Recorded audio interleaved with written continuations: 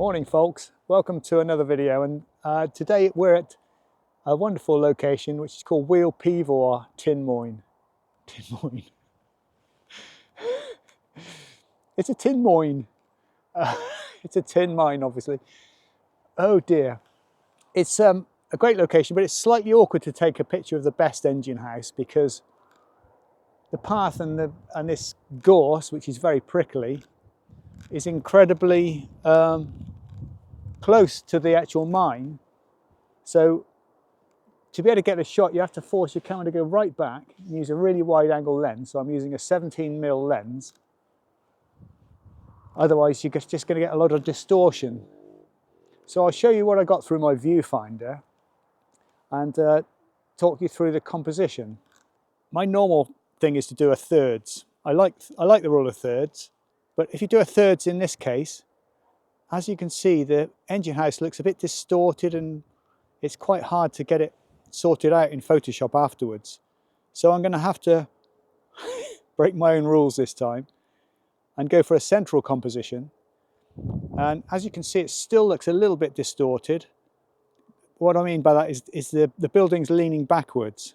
I think if you zoom out, I'm zoomed out at 17mm now, the building still looks as though it's leaning backwards, so it's got that kind of converging verticals look. But as long as I give it enough room in the sky, then I'll be able to use the transform tool in Photoshop and sort it all out in a while. 2-second timer. Slightly underexposed, which is fine. Review it on the screen. Happy, yes.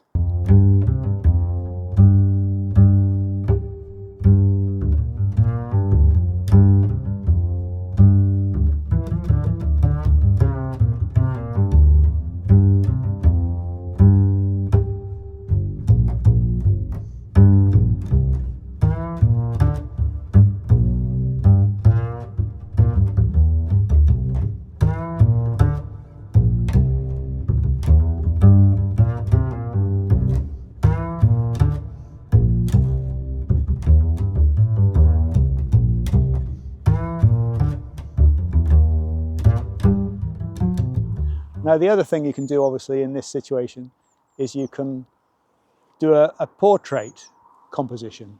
So I'm nearly always shooting in landscape, but to shoot in portrait, nice and easy if you've got an L bracket on the bottom of your camera. So this is my L bracket, which has got an Arca Swiss plate at the bottom. It's a really good one. It's Chinese, it's made by Small Rig. I'd highly recommend it. They vary they're different for different cameras. So you just do that, and that's why it's called an L bracket, obviously. And then you can just slot it around there without having to change anything on the tripod at all. So it's nice and convenient. Now let's have a look at the image now. Now, because now I've got a lot more space around it, I can try and get the camera lens flat. So the mine is now at the top of the image, but that's fine because I'll just crop the bottom off, and now I've lost the distortion. So this will probably end up being, instead of the 3:2 format, which it is now, I'll probably crop most of the bottom off and just turn it into either a square or 4:3 ratio or 4:3 ratio, which I like for these kind of, I don't like really portrait shots, you know, vertical shots, portrait shots that are done in 3:2 ratio because they tend to be a bit too long and thin for my liking. Not my favourite. So I usually crop them to 4:3 ratio or square.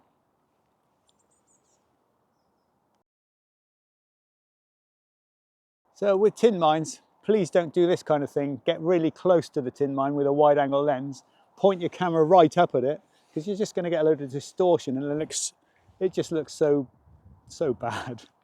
I'll show you what I mean through my viewfinder. So this is with the camera level. And as soon as you start to tilt it up, You get that terrible kind of distortion look. This is the other engine house at Wheal Pee.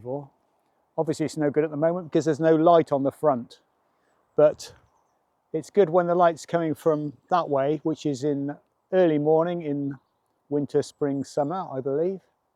And then in late summer, you could probably get last light on it from over there. Did manage to get a good light painted shot of this the other night. So I've moved on to another location now. This is Wheal Uni, which is a bit difficult to get to, but it's worth it, especially when you've got the light coming from the side like this. So I'm liking this tree here, and I'm going to include that. And there's another engine house over there. So I think I'm going to do a fairly wide shot. I've been walking around for a while, and I've managed to find a bit of a foreground, which is these dried grasses. I'll show you in a minute through the viewfinder. So I'm always looking for a good foreground if I can get one, and that usually means putting my camera down low and my tripod down low. So there's a shot which is pretty nice, and the sky's looking a bit better now, but like I really think it's a lot better if you look for a bit of a foreground. So I'm going to use these grasses here in the foreground. It gives the shot more depth.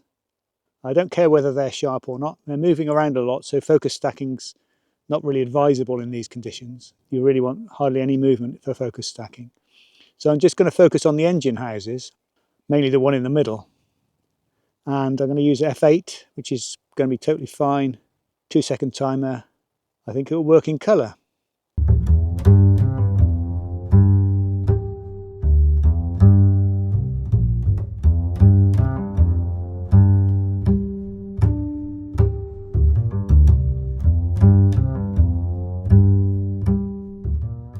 So I'm off to another location now, and this has got a very strange name which I've never quite understood. It's called Ale and Cakes Mine. I'll swing the camera around in a minute so you can see where I'm going. So when the wind dies down, you can get some nice reflections. It's a bit of a grey, flat light day, so I'm thinking probably black and white today. But I'm going to start off in colour. So I decided to wait till the wind's gone off the water and then just take a picture of the reflection itself. So, and then flip it round 180 degrees. I'm not really that keen on using the 3:2 format in vertical or portrait orientation, but got no choice here because I'm using a 20mm lens and it's the only way I can get it all in. Anyway, considering it's February, it's quite mild today. Very windy, but that's why I've come here, because it's in the woods, so surrounded by trees. So luckily there's not much disturbance of the water. So I think I've got a couple of shots that will work. They're not great in colour, but in black and white I think they'll be all right. Yeah, that'll do nicely. Black and white though, because it's so grey today. There's no light at all on the front of the engine house, so I think it's going to have to be converted to black and white. But that's all right. So with this camera, under the colour settings, you can change the view to black and white. You can do that on most cameras, as long as they're within the last sort of 10 years or so. It pays to be able to visualise in black and white. I'll show you what I'm looking at through my screen by recording a quick video. It really helps you to visualise it. So I'd recommend doing this on grey, dull days, unless you think there's going to be some colour in the shot. I'd still rather take the shot in colour, just in case it works in colour, and then convert it to black and white later on.